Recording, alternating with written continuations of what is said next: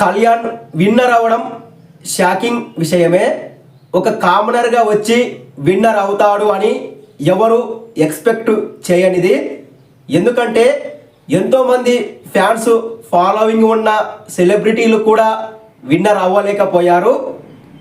కళ్యాణ్ ఒక pure కామనరు.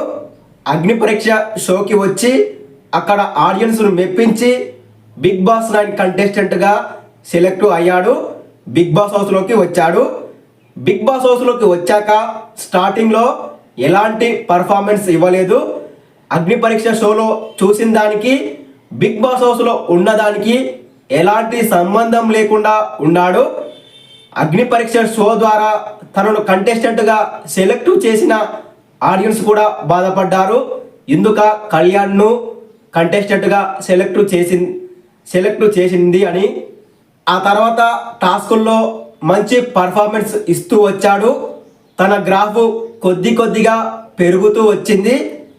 Soldier అని కొంతమంది ఆడియన్స్, కామనర్ అని కొంతమంది ఆడియన్స్, తనుజ ఫ్యాన్స్, బిగ్ బాస్ కూడా కళ్యాణ్కు చాలా సపోర్ట్ చేశాడు.